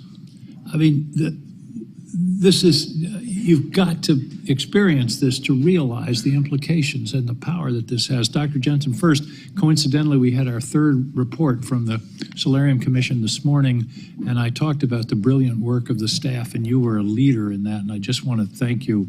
The work that you did was absolutely extraordinary. We're now up to about 70% implementation of the Solarium recommendation, so thank you for that. The word productivity has been mentioned. One person's productivity is another person's job loss. Talk to me about, Dr. Ding, talk to me about that. Are we in 1811 and the Luddites, and you know, should we be, is this something that is a serious concern, or is this just the march of human history where tools have been enabling more productivity since the invention of the hammer improved upon the rock? It's a great question. I think it also aligns with some of the statements that Vice Chair Rubio was talking about in terms of job displacement. I think when I have my national security cap on, the reason why I emphasize productivity and diffusion capacity is because historically, great powers have been able to rise and fall based on whether they've been able to leverage and exploit new technological advances to achieve economy-wide productivity growth. The Manhattan Project might be an example of that. Yeah, I think for me, it's less about like the moonshot, this the moonshot's singular technological achievement. It's more about who can diffuse electricity at scale, or who can intelligentize the entire economy at scale. And to your point, there are debates among economists about whether the future job displacement by AI and robots would be greater than the jobs that would be created by some of these new technologies. I will defer to those works by folks like Darren Acemoglu in terms of job displacement. And I think it gets complicated because if job displacement is so severe that it causes internal political cleavages, that could also then become a national security issue. And it's also hard to project what the gains will be, because it's a new area. You don't know how many new jobs will be created in wholly different areas. Yeah, I also agree with that. And Eric Brynjolfsson at the digital economy team at Stanford has talked about it's very hard to measure the productivity gains from digital technologies in particular. And I think another key point is these general purpose technologies, their effect on productivity take decades to materialize. So we might not see the computer in the productivity statistics, as economist Solow once said, but eventually we will see the impact come. One of the major spurs of the economic boom, if you will, of the 90s and early part of this century was the integration of the computer into the workforce. That is enabled a great economic upsurge. Exactly, and the key is that took more decades to happen than we predicted initially. Now, Mr. Acuna, Dr. Acuna, a very practical question. How feasible is watermarking of AI-generated images? This is of concern to us, frankly, because we are very likely to be subject to AI-generated false disinformation, very skillful, our face, our voice, our gestures, but completely false.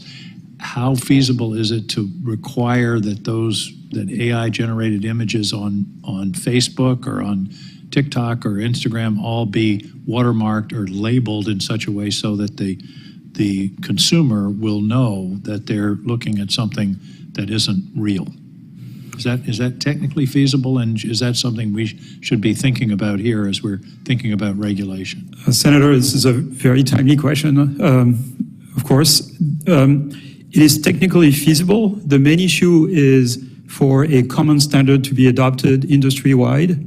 So there needs to be a common way of watermarking in visible or invisible way using steganography.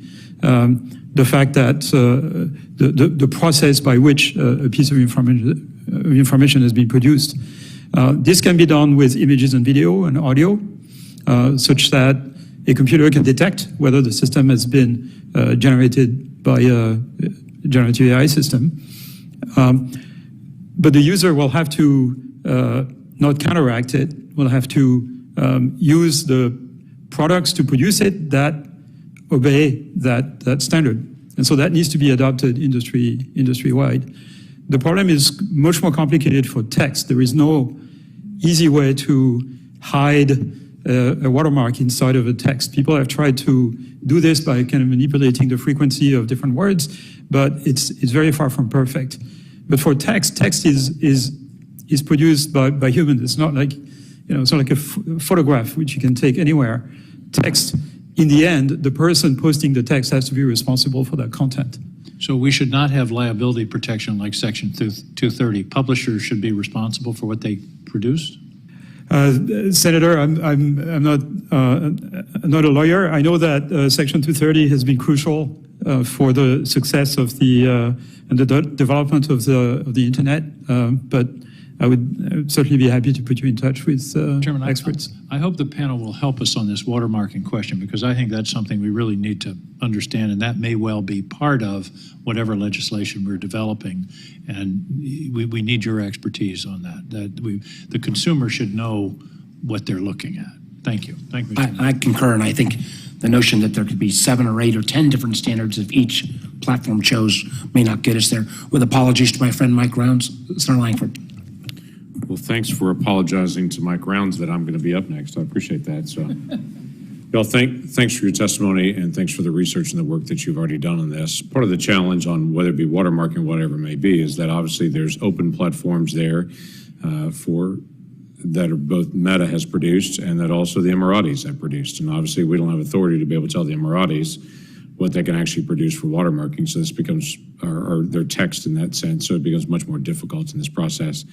You go back decades ago, we're researching how to build rockets and to be more effective both for space and for military use. And we understand that other countries are working on the same thing for both space and military use and to be able to determine the differences. And so we try to set limitations for that. We're in a unique position now where the PRC is also very interested in partnering. And there are current research hubs in the PRC on OpenAI that Google and Microsoft both have at this point. The question is, how far does that go and what do we engage with? And at what point does that become facilitating someone who may be an economic adversary that we hope is never a military adversary, in that kind of partnership or that kind of research. So at Meta, as y'all are dealing with this and trying to be able to think through partnerships, whether it be cloud basing with Alibaba, or whether it be actually partnerships with PRC entities for research in the area of AI, how should we approach that from the Intelligence Committee and as just a national security issue? Thank you, Senator. This is a question I think that Dr. Ding is much more expert at than I am. Meta does not operate in the PRC for two reasons. Because the regulations in the PRC about user privacy are incompatible with Meta's privacy principles, and also because the PRC basically wants to control what information circulates. So Meta does not operate in the PRC. Alibaba is a cloud partner, though, with Meta, aren't they? So Alibaba has installed Llama 2 and provides it as a service on its cloud services outside of the PRC, as far as I know. Okay. Dr. Ding, you want to be able to help us unravel this? Because this will be a larger policy issue that we've got to be able to resolve. Yeah, I think it goes back to our conversation about U.S. investment flows into Chinese AI companies. A similar story, a similar debate is happening around should U.S. multinational technology giants have R&D labs in China? If I were to rephrase your question, like Microsoft Research Asia in Beijing, which is... Or partnerships, or have PRC partnerships that are here in the United States, actually, and they do research together on it, knowing full well where that research goes. Yeah, I think my take is one of the senators earlier mentioned this idea of running faster. My take is the U.S. can adopt one of two approaches. One is this sort of Fortress America approach, where we're like, we can't let any technological secrets leak to China. The second is this run faster approach, where we're gonna take the bet that our open economy, our open system of innovation, there are gonna be some leaks, there might be some partnerships that might allow China to get a little bit further in AI than they otherwise would have, but that partnership might also help US companies run faster. So being able to access global innovation networks and keep abreast of what's happening, not just in China, but the UAE or Israel, I think the advantages of that and continuing to maintain the openness of those global innovation networks is always going to favor the US in the long run in terms of our ability to run faster. So you base it's going to always favor us in the long run based on what? I think there's a couple of historical examples in this space. We had similar debates about satellites. And previously we had a lot of export controls on satellite technology. But over time we relaxed those controls because we realized, first of all, this technology is so commercially based and being driven by the commercial sector that Chinese companies were just getting satellite parts from European suppliers or other hubs in this global innovation network of satellites. But that's already developed technology. The challenge that we have with the AI side is we're in the process of still developing in so many areas. When you form a partnership, then they're getting it near simultaneous. that's a very different issue. If you've got a satellite part, piece, or satellite as a whole that's already been developed, already used, we're already seeing copies of it, we're already seeing other innovation commercially on that, that's different than ground zero. If we're going to remain a competitive edge, having someone at the table that maybe then exporting that in real time out becomes a real challenge for us on the intel side of things and a relationship issue. It's the reason that we partner with Russia, with NASA on technology on the space station, but we're not going to partner with the Soviet Union in the earliest days of all of our work, because that's the innovation side of things. Now, while we're always innovating, it's trying to be able to protect what's first generation. Does that make sense? So that's an issue long term that we've just got to be able to determine what's the best way to be able to do that. Where do you put limitations and how do you develop those? Thank you, Mr. Chairman. Senator Rounds, he actually asked pretty damn good questions. Senator Bennett. Thank you, Mr. Chairman. And I want to thank my colleague, Senator Langford, for his questions. I think it's an important thought exercise to consider where we were with space technology 10 years ago when it was ground zero, when it was 0 hour for that technology. I think, at least from my perspective, I think it's very, very clear that our complete lack of export controls, our complete lack of paying attention to the protection of our IP has allowed China to build something in outer space that's our near-peer competitor, or even worse than that, without the expense that we went through to develop this, without the expertise, and without the society that Dr. Ding has talked about, which I never would bet against either. But I do think that is a serious problem that we have just, spent the last 10 years doing with respect, a serious issue with respect to space, and I hope we find a way to avoid it here, which I think is your point. I definitely want us to avoid it here. Dr. Jensen, something you said at the very beginning of the hearing caught my attention, and I thought it was worth more elaboration. So what if you find yourselves in a Cuban Missile Crisis again? Or something equivalent to that? You've obviously thought about that, so let's talk about that. What would that look like today versus what that would have looked like in the early 1960s when President Kennedy was trying to reach the decisions that he was trying to make, Khrushchev was trying to reach the decisions he was trying to make, and both people were making fundamental mistakes of judgment along the way. And in the end, it resolved itself in the best resolution possible for humanity. What does that look like in an AI charged situation? So after this meeting, Senator, I'm going to send you the generative AI artwork we did on this to have it imagine Salvador Dali paint a Edward Murrow type news broadcast of that moment, and it is both beautiful and deeply disturbing. I'm going to hang it up right next to Angus's poem. Yeah, Dr. Seuss meets nuclear war. Exactly. So this came out of actually a series of tabletop games we did for the Defense Threat Reduction Actually, Agency. we should ask ChatGPT, if you're listening, we should ask them. Yeah. Run the scenario for us. Just don't ask a man. AI, but you're going to do it for us, so go ahead. I'll do it for you. But we did this in a tabletop for DTRA, thinking about what exactly would a critical crisis moment look like. And one of the most interesting things is there's such a tendency to move faster, but faster isn't better, even when you're analyzing data. And what we found is a lot of the discussion was about how, just as actually Senator Rubio was talking about, you're getting information, correct or incorrect, and now it's triggering these very human instincts, right? We're all of a sudden getting afraid, we're nervous, your heart's racing. It's the person interacting with the algorithm. There is no pure machine. What we found is actually maybe our earlier generation of statesmen and women were brilliant by slowing down crisis decision making. If you've ever seen like the red phone, it's not a phone, it's a telex for a reason, because it deliberately slows down and makes you deliberate. So what we walked away with is you're gonna be fine in the crisis if you know when to slow down and not let the machine speed you up.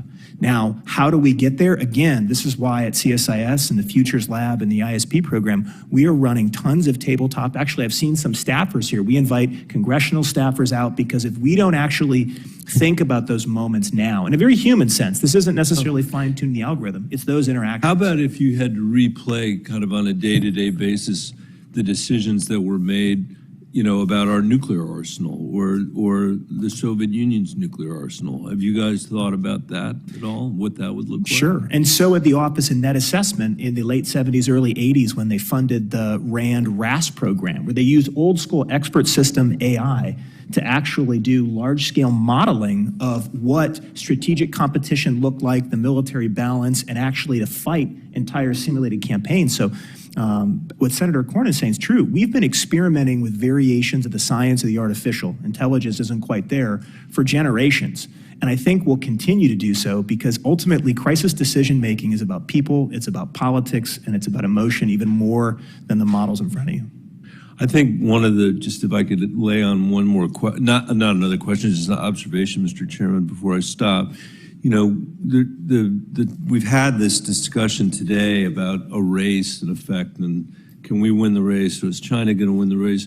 And it's sort of, I think we haven't had a discussion about how do we get to an end state here where AI reflects the values that this democracy supports in terms of freedom, in terms of rights, in terms of free speech and other kinds of things, so that if there are people that are unfortunate enough on planet Earth to live in a totalitarian society where the authoritarian is rolling out that sort of AI system, there is something available to the rest of humanity that is not that lowest, common denominator or uncommon denominator.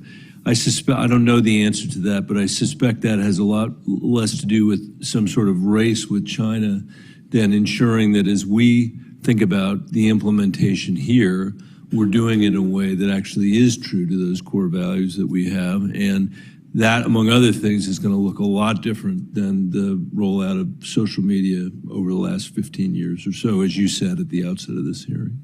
Thank you, Mr. Chairman. And a brilliant lead up to Senator Rounds. Thank you, Mr. Chairman.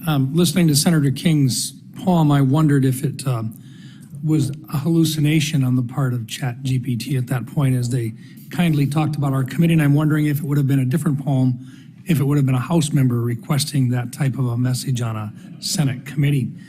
Dr. Jensen, I want to begin just with a question to you about our current state of play.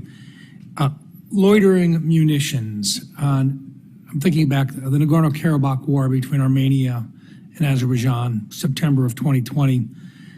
Azerbaijan was very, very successful in a very short time period using loitering munitions to literally identify using AI, actually an Israeli drone system that was there in the marketplace. They could buy it. Can you talk a little bit about just how widely spread and how difficult the battlefield situations are right now with regard to the use of AI? No, I'm going to try to be short because I could talk to you about this all day, Senator. I think actually Ukrainian President Zelensky summed it up best when he said it's trench warfare with drones. And so one of the reasons this spreads is because really cost matters. So if I can get low cost ability to actually move a munition closer to its intended target with a good circular air probability to strike, I'm going to do it. That's just human instincts. If we're in a fight, you got to win.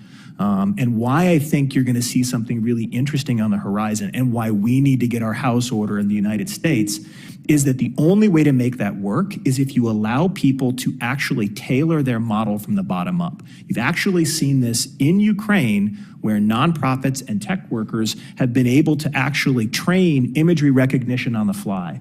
If they would have waited for a standard US government certified algorithm and piece of equipment, it would not look the same. Right? So they're able to actually take all that drone footage, quickly retrain their model in the battlefield, and then re-vector the attack. And that's why, honestly, we're going to have to be honest about how expensive this is going to be. The intelligence collection cost to get a picture of every tank at every time of day, at every angle, just so you reduce the risk, means you are now going to have constant collection going on to train that model. And if you don't have the people who know how to use it and interpret it, you're going to have the training and calibration up at such a high level that the bureaucratic time to use will not be there. But the point being, it exists today. Absolutely. The cat's out of the bag. And our adversaries or other countries are utilizing it today, and the United States is probably in a position to use it today as well. We are in a position to use it, and in the best of American tradition, let's scale it and do it better and more just than the other guy. Dr. LeCun, Europe has developed a model right now, or at least they're in the process through their European Parliament, developing a model to regulate AI. They've identified high-risk categories along with 2 other categories of lesser risk. Have you had an opportunity to look at that, and what is your thought about the approach they're taking in terms of trying to regulate AI based on that approach? Senator, there are principles that are in that bill that are probably a good idea, although I don't know the details, frankly. I think the startup and industry community in Europe has been quite unified in opposing that regulation. Not because of the points that you're making, which I think are probably good ones, but because of the details of the regulation. And frankly, my knowledge of it is too superficial to make more comments about it. Very good. Dr. Ding, I'm just curious. Weapon systems on call today, as indicated earlier in the conversations, right now we have our weapon systems that once they're armed, whether it be on one of our ships, near our coastlines and so forth, once we've armed a weapon system and they can identify an incoming as being a threat, we currently utilize that because in some cases there is no way a human could make the decision as quickly as that machine could. Is it fair to say that not just us but our adversaries are also using that same weapon system and it's being incorporated on the battlefield today? Oh, wow. I think my mic has been on the whole time, so sorry if there's been any extra sound. I think I'll defer mostly to Dr. Jensen's answer to this. I think my slightly different take is, like, loitering munitions, to the best of my knowledge, are not using cutting-edge deep learning, deep learning advances that Dr. LeCun is talking about. So I guess it's AI if you define the term very, very loosely, but like the algorithms that are underlying the fundamental breakthroughs in the civilian AI space today, to the best of my knowledge, are not being deployed at scale in any military, whether it be the US or any other leading militaries. And I think that speaks to these technologies take a very long time to diffuse and become adopted throughout different militaries. So I guess the optimistic view from that is we do have time to hopefully figure some of these things out. That might be a different view than you hold or others in this room hold, though. Thank you. Thank you, Mr. Chairman.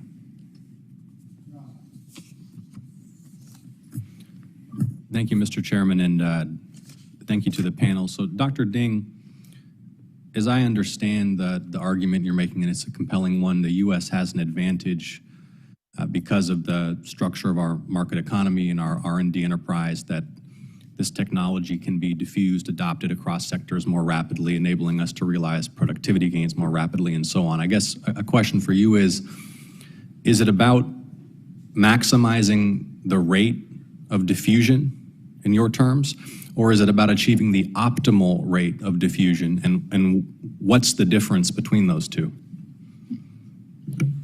Yeah, it's a great question. I think there is a difference.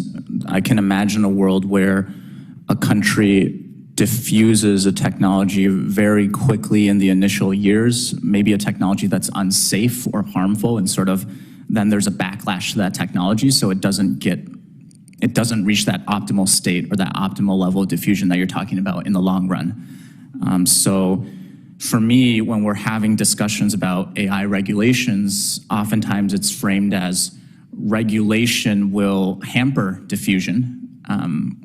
And maybe in the short term, it might reduce the speed of diffusion, but I think smart, sensible regulation that ensures more trustworthy AI systems, safer AI systems, in the long run will get us to that more optimal rate of diffusion that you're talking about. And in addition to, and by the way, I think the conversation is a little bit overweight risk to the point where we are in jeopardy of unduly restraining the diffusion of some productivity enhancing or research advancing capabilities. But in addition to the risks associated with economic displacement, which you spoke to earlier, Senator Rubio spoke to earlier, what are the other specific risks that you anticipate could emerge from too fast diffusion and adoption? Some of the ones we've talked about today with regards to the use of these large language models, for example, for disinformation, misinformation, to kind of enable propaganda at scale. I think some of the risks that we haven't talked about today, we've seen examples of algorithms that have misspecified reward systems. So there's an example of an OpenAI system that is about like this boat trying to go through this course as fast as possible. And it's driven by an AI model based on reinforcement learning. And the model, because the programmers have misspecified how the model should learn, the model learns that the best way to accumulate the most points in the fastest amount of time is just to crash the boat immediately. And that kind of creates some sort of So bug. short run, long run incentives, for example. Dr. Jensen, what are some specific potential applications of this technology in the conflict avoidance, risk mitigation? I mean, we've talked a lot about how it can make militaries faster, better informed, more lethal.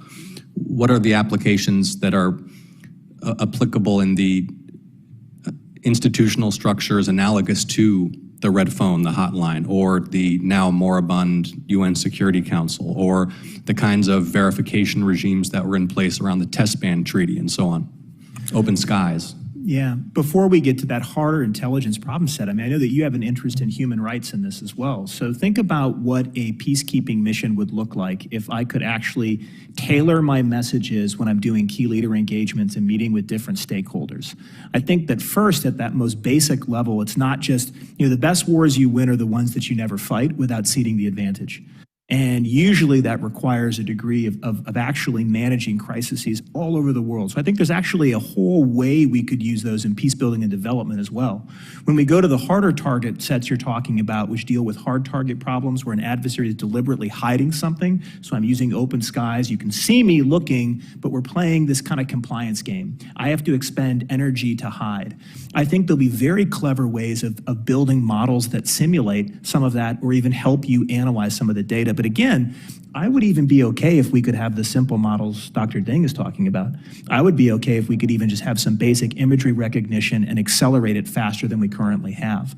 And then get to the other stuff. The most beautiful AI thing I've seen is watching a military officer, when we introduce this in the classroom, try to write their commander's intent. The most personal thing any military officer will do, because you are responsible for your actions, is to write your commander's intent. Well, why wouldn't I want to have a dialogue with the corpus of military history and look at different ways it was worded and different ways I could hone my own voice as I took responsibility for using force? Mr. Chairman, one more question, if that's all right. So, Dr. LeCun, I'm not entirely sure what exactly you're proposing in your discussion of the merits of open source systems for the development and diffusion of a technology. Are you suggesting that it should be mandated that models are based upon and licensed on open source principles? Are you suggesting that it's simply preferable if developers use open source ethics and guidelines in the development and licensing of their models? What exactly do you mean when you advise us that this is desirable? Senator, thank you for your question, which I'm personally very interested in.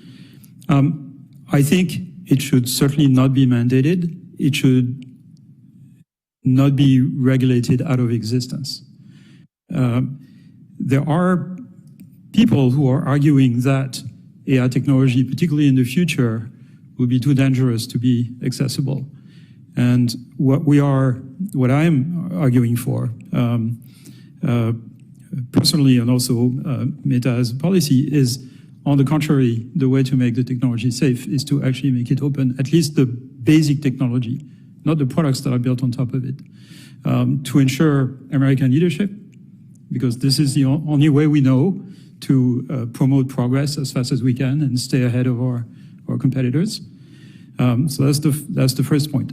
Then there is a sort of future, sort of imagining a future in which AI systems reach the level of human intelligence, for example, let's say a decade or two from now, the number may be wrong,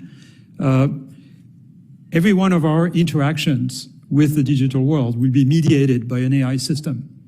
All of us will have an AI assistant helping us in our daily lives all the time.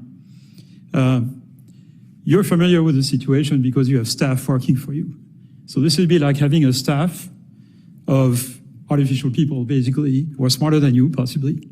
I'm familiar with having people who are smarter than me working with me. Well, I defer to what I learned about this is from Eric Brynjolfsson, whose name was mentioned by Dr. Ding before. I think we have no idea what the major jobs that we'll hire in 20 years will be. There will be new jobs. We can imagine them today. But to continue on this picture, everyone's information and interaction with the digital world will be mediated by one of those AI systems, which basically will constitute the repository of all human knowledge. That cannot be proprietary. It's too dangerous. It has to be open. It has to be open and contributed to by a very wide population, the way, for example, Wikipedia is produced through crowdsourcing. That's the only way to have enough of a diverse set of views to train those AI systems. They need to be able to speak all the world languages, know about all the world cultures, and this cannot be done by a single private entity. It will have to be open. There's no, and it will occur as long as it's not regulated out of existence, because it's kind of the most natural way things will evolve, the same way they've evolved with the internet. The internet has become open source because it's the most efficient model. Thank you. I've got a couple more questions, but Senator King's got one. One of them I want you to stay for, John. I'd like to. We've been, as you know, we've been doing a lot of work on AI. We had a big forum last week with some amazing folks, but I want to thank you all. This has been a very informative panel. Here's my question. We're in the legislation business. What's the problem? Everybody's talking about legislation. We've got to do something with AI. I would like to ask you to do some homework and give us, here are 4 things that the Congress should address with AI. Is it watermarking? Is it job displacement? Is it copyright? I'm searching for the problem that we're trying to solve, because until we know exactly what we're trying to solve, we can't begin to write legislation. So you're in a position to tell us or to suggest to us what you think the major problems we should be addressing are. That's my question. Thank you. Let me, I echo what everybody said, very informative. I first of all got to take a couple of quick shots, fair or unfair. But, you know, Dr. LeCun, when you were talking about all of the steps that you know, Meta went through before they released large language model, it seemed appropriate. But I think back from a reference point long before you were with Meta, if we use that same testing model against the initial Facebook product, you know, I'm not sure you could have known the downside implications. You know, Facebook was going to be tested. Does it bring people together in a social setting? Yeah, it did pretty good. But I don't think there was a malicious understanding that it might also lead to people's, you know, mental health issues that exponentially come out of being so dependent upon this social connection. So I'm not sure how you fully test everything on the front end. I think about the fact of you know, this connectivity, you know, much of which this committee exposed when foreign entities, Russia in particular, used these platforms that did not have that intent through the use of bots and other things to create huge downsides. I think about, you know, the fact that, and this is one of the closed models, and I'm wide open on this open-closed analogy. But I'm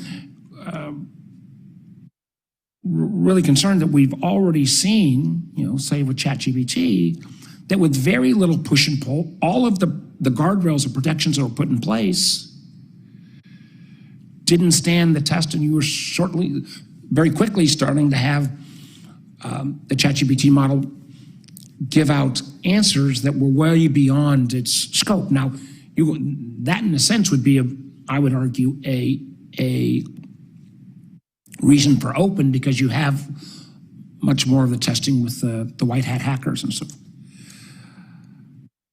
I'm really worried, and this is one of the areas where, in understanding Dr. LeCun's comment, you don't want to regulate that out of existence.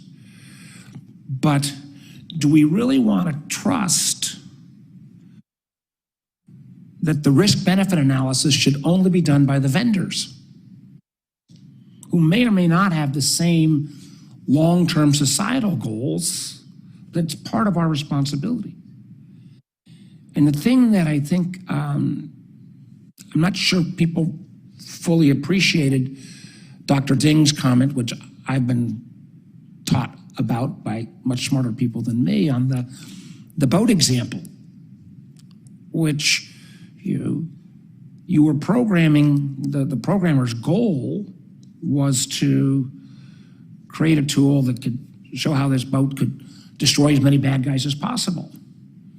Well, the model self-tested in a way that thought about the problem in a way that obviously the programmer never assumed, and it figured out that the best way to score the most points was actually being self-destructive, ramming directly in, not avoiding the adversary, ramming directly into it. And if, I don't think this is too big of a stretch, but it's a little bit like HAL in 2001, that if you don't program it right, and how smart can any of the programmer be? Not saying, Dr. Jensen's point that assuming the government bureaucrats or the politicians are going to be smarter may not be the right presumption either, but I do think there is kind of an underlying question here. Should we simply trust the vendors alone to make these determinations? And I'd like everybody to address this, and then I'll have one other after. And at the same time, if we presume that there may be some level of outside trusting or outside scrutiny, some available to have routinized enforceable approach to make sure that these models have been tested, should we have that? And frankly, it goes back to some of my initial questions about definition. If we said that the tools that fell into the AI category had to go through this testing, you might have a whole bunch of these AI tools that are simply just advanced computing that are using AI now as a marketing tool, redefine themselves. So it's a long way around to kind of the basic question where Senator King is asking of, should we just trust the companies to do all the testing on their own? Because if we don't get the right questions asked, I think Dr. Ding's suggestion of the boat self-destructing is only one step away from HAL in 2001. You want to go down the line, or how do you want to take it away? Dr. LeCun, you take it first. Thank you, Senator, for your question. I think there is 3 or 4 questions, if I understood correctly, in your remarks. The first about should vendors be trusted? I mean, that's why we have regulations. When a product is put on the market, for example, driving assistance system for a car, or medical image analysis system that uses AI. But you should know that, at least in terms of social media, Congress has done nothing. Even though there have been, your companies and others have said they'd be willing, but we have done nothing. I'm well aware of that. So what's happened is an interesting history that's happened with social networks, which is that some side effects of enabling people to communicate with each other on social networks that occurred were not predicted. Perhaps because of some level of naivete, or perhaps other reasons, but they were not predicted. But for most of them that were predicted, they were fixed as soon as possible. And so for every attack, for example, attempt to corrupt elections, there's a countermeasure. Attempts to distribute CSAM content, there's a countermeasure. Attempt to misinform, dangerous misinformation, there are countermeasures. Deepfakes, etc. All of those countermeasures make massive use of AI today. So this is an example where AI is not actually particularly the problem, it's really the solution. Taking down objectionable content, for example, has made enormous progress over the last 5 years. Terrorist propaganda and things of that type, because of progress in AI. And so as long as, okay, I'm not going to recycle the old jokes of the good guy with AI is better than the bad guy with AI, but there is considerably more good people, more educated, with more resources with AI than there are bad people, and AI is the countermeasure against AI attacks. So that was the second point. Third point is, I think it would be a mistake to extrapolate the limitations of current AI systems, current LLMs. LLMs are really good for producing poems. They're not very good for producing things that are factually correct. They're not good as a replacement for... It can be entertaining, that's for sure.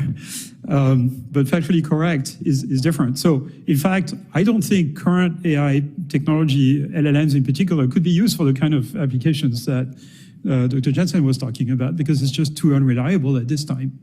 Now, this technology is going to make progress. One of the things that I've been working on personally, and various other people, is AI systems that are capable of planning and reasoning. Current LLMs are not capable of planning. They're not capable of reasoning. You don't want to use them for defense applications because they can't plan. They can retrieve existing plans that have been trained on and adapt them to the current situation, but that's not really planning. It's more kind of memory retrieval. So until we have technology that is actually capable of planning in real situations, currently we have such technology, but only for games. So a system, for example, that can play diplomacy, we were just talking about this with Dr. Jensen, or play poker, or play Go, things like that. Those systems can plan, but currently we don't have systems that can deal with the real world that can plan. That progress will occur over the next decade, probably.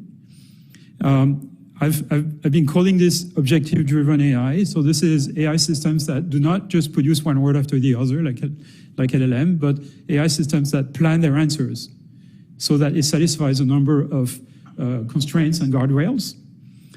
These are the AI systems of the future.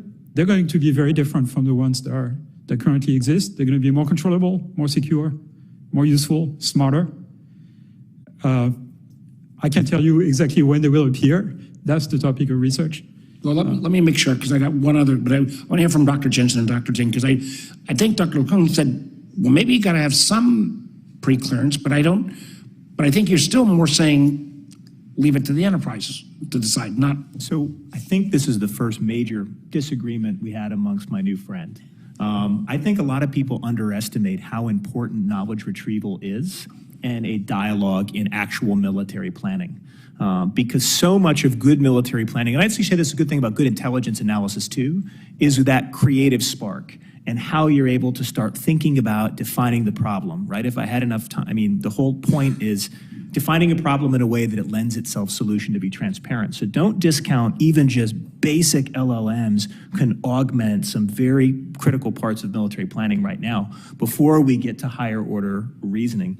Senators, you were talking, to answer your question, I had a thought experiment of the FDA, right? What would this hearing have looked like thinking about Food and Drug Administration and how you would go about actually regulating what we put into our body? And if it's true that we're going to have most of our interactions, I think you're right, mediated through digital assistants of varying degrees of being artificial and intelligent, I think the hard regulatory question is on you is like, what counts as things that the companies who produce these products have to report, have to account for, have to be transparent, and then can be actually inspected and certified via some whole new form of AI assurance.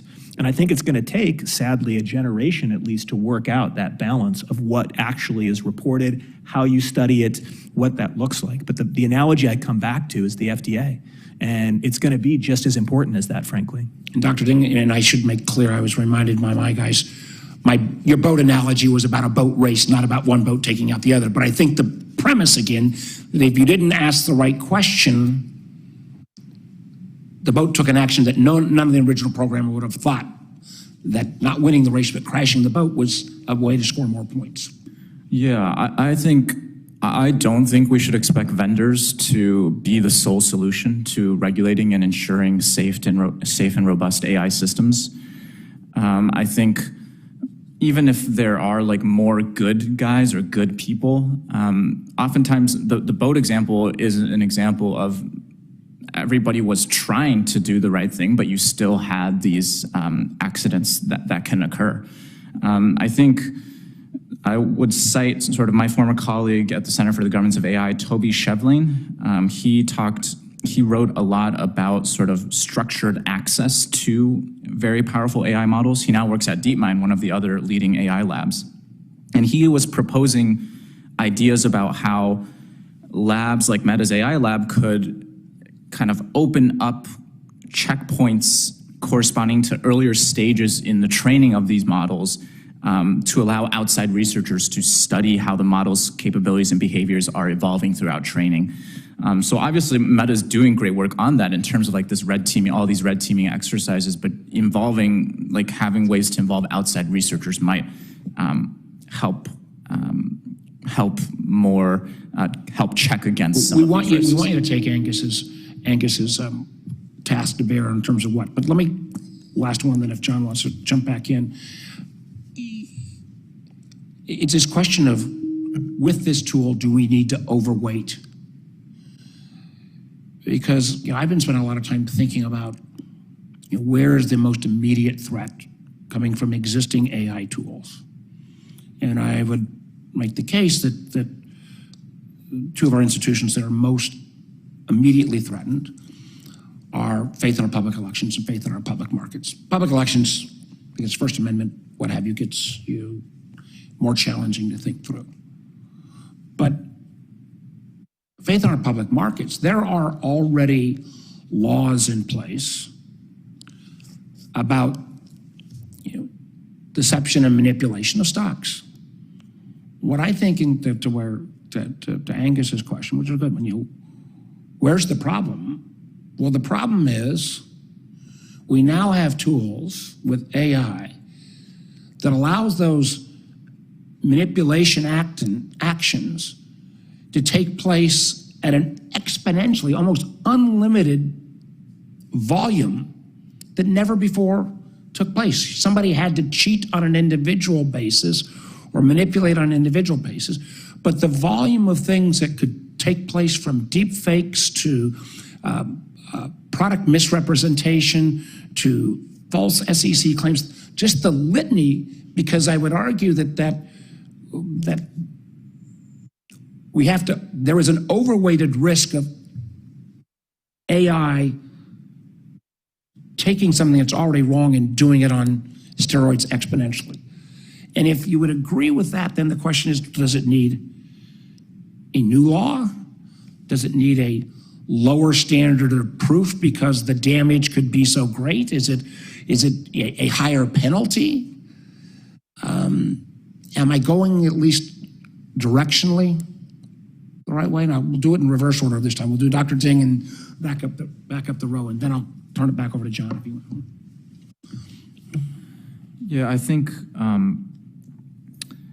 I kind of, in terms of the specific legislative proposals, let me take some time and get back to you on that. I think I would say one of the things here is we often overweight the role of technology in this. So you want to protect public markets, you want to protect public democracy.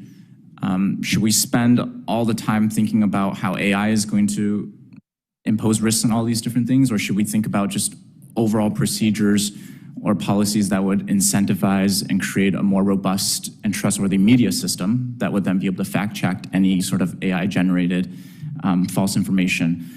So yeah, I will get back to you on the specific legislative proposals on the AI side, but I would also emphasize that it's not just about technology, it's about how do we provide the better surrounding society that can ensure that this technology doesn't undermine those two public goods that you mentioned. Dr. LeCun. Thank you, Senator, for the question. I'll speak to technological aspects, so the scientific aspect rather than the legislative ones. But so these electronic astroturfing that you are describing, which, if I understand correctly, for market or the political scene, I think what would help with this would be a systematic way of tracing the origin of a piece of content that would be in the hands of that would be visible for users. So watermarking is an example of this for pictorial content. Unfortunately, that doesn't work for text. So for text, you have to make people who post the thing responsible for the content they produce and for its deceptive character. In the US, of course, we have the First Amendment, so you can stop people from saying what they want, and you shouldn't. But there is an interesting point there, which is that the main issue with misinformation is not at the creation of misinformation, but at the dissemination level. There's interesting academic studies on this by Arvind Narayanan from Princeton University, who's studied those questions. He seems to think that the problem is at dissemination, and certainly at Meta we agree with this because we have systems in place to take down dangerous misinformation, to limit its impact on things like vaccines, for example, or any misinformation that endangers the public or the integrity of elections. So I think at the dissemination level, there are measures that can be taken technologically. Watermarking for pictorial content and audio content, not for text. And then perhaps some regulatory help, but I don't, I'm going to go to Dr. Jensen, but I'm just going to quickly add here. I think that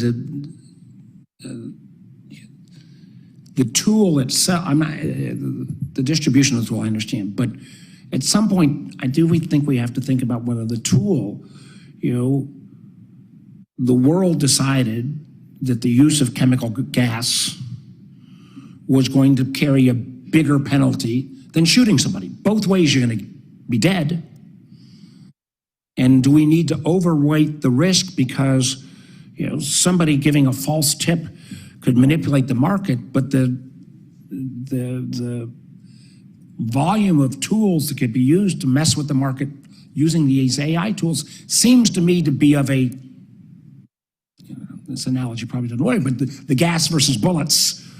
But there's something that, so Dr. Jensen, bring us home and all right. Task accepted, Senator. Thank you. Your larger question is really a philosophical question about what it means to govern in the 21st century. And honestly, I'm not sure that's going to bring us home. Well, we can do it quickly. But honestly, it's important because I don't think necessarily you have to, we're not going to throw out the beauty of our Constitution. So we have to think about how we have maintained our values and standards and execute those laws. And you're probably going to have to, you already have, going through the work you've already been doing, we are going to add acts, we are going to add laws. But I think it needs to be done in open settings like this, an open dialogue that allows you to kind of calibrate how far that goes and to be really clear that obviously this is not libertarian paradise. There will be regulation and there needs to be because it helps create a common standard. And standards are strategy. They allow everyone to have foresight and think about what's going to happen, how to make business decisions about how to actually tool their algorithms and send them to the marketplace. So I think you're probably going to have to create something. I'll definitely get back to Senator King and you and the committee. I think you're definitely going to have to create something like the FDA, but for AI assurance. I don't know what that is. I'm not usually a fan of creating new bureaucracies in our government. So maybe it's an existing body that does that. Maybe it's an extension of NIST. But I think that we have to all be patient. This has happened faster than we anticipated, and we're going to have to work it out over the next generation. Well, if you could spend a little time on it, because I think it is a clear, we spent a lot of time about public elections. I don't think we spent near enough time about disruption of public markets. And I think we are an event or two away from what then Congress would potentially overdo, which is overreact. But because I think the threat could be so great and the tools could be so unprecedented, the question I pose for you, do you need a new law? Do you simply need a different standard of proof? Do you need a higher penalty? Or is there, and is the potential downside of robbing broad-based faith across the whole market, how do you preempt? Most of these laws and penalties and proofs are after the fact, and I don't know how in some of this. Yeah, I mean, we've already had this in a flash crash in a sense, right? So if two algorithms are trying to place trades and each of them is trying to anticipate, we've already seen flash crashes. What you're getting at is more the question of intent. When an individual or network of individuals actively uses these tools, which can be for good, to do broad-based market deceptions. And that's really a straightforward legal question. You hold them accountable, you prosecute them, and you throw them in jail, and you throw them in jail in a way that still is keeping to the rule of law, but that definitely sets an example. But is there, and I keep going back to my example I didn't want to use, but there have been times in society who've said we've got to so overweight the risk that we're going to really throw the entire bar book at you. And I'm not saying we have to go there, but I do worry that the arguments that and I'm not saying from Dr. LeCun, but I have heard this from many of, oh gosh, you're going to regulate away innovation, you're going to kill the golden goose. And that argument, which was very much the argument that was launched by, and again, I say to my friends from Meta, we've had these